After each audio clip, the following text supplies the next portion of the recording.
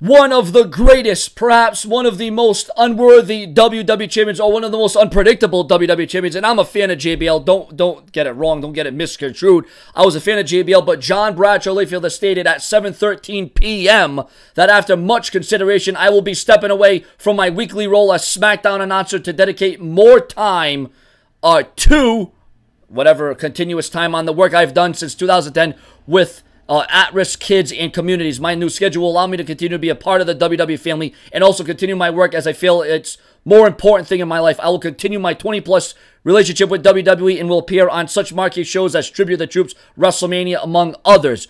With the help of Beyond Sport, I founded Beyond Rugby Bermuda in 2010, which has been recognized as one of the most world's best charities for work with at-risk gang-focused youth intervention. Beyond Rugby Bermuda won the 2010 NACRA Fair Play Award out of the 7,000 programs in 17 countries. I'm proud to say that in addition to being SmackDown's longest reigning WWE champion, I inspired WWE's Tribute to the Troops over 10 years ago. And listen, there's no doubt his trials, his contributions, but there's also no doubt about the controversies and the conflict and the bullying from John Bradshaw Layfield. And I don't represent that. I don't stand for that. As a matter of fact, I am against that. But I was a JBL fan when many people were against this push, when many people didn't want to see him, when many people were criticizing his push against JBL in 2004. Like when it was JBL and Eddie Guerrero, and I'll never forget that Providence, Rhode Island, Dunkin Donuts at a show and entertainment was live in the seats in 2004 when Eddie Guerrero came off the top of the cage. And at a time when nobody believed in JBL, when no one gave JBL a chance and said, you can't run with the company, you can't handle the company, you can't be the face of the company. But JBL was the longest reigning champion in SmackDown history, one of the most illustrious and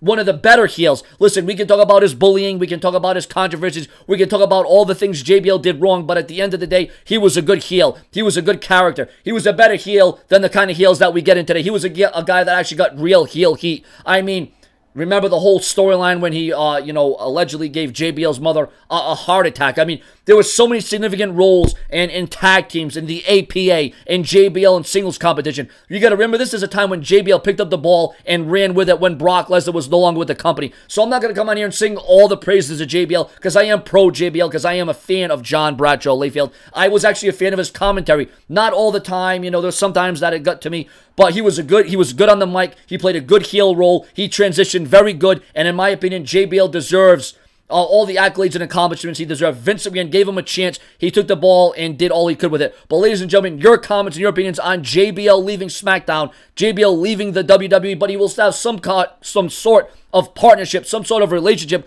with the company. It's going to be sad to see him go, and you will definitely know that something is missing on the SmackDown brand. So whether it was JBL winning championships, whether it was him, being one of the greatest heels on SmackDown Live, or whether it was being bullying, I think we're going to remember JBL for a lot more of the better and good things he did than the bad. Your comments, your opinions. We're going to get right back to your shout-outs on Sean's Entertainment, where keep it prolific, consistent, and dedicated. Stay tuned. More to come.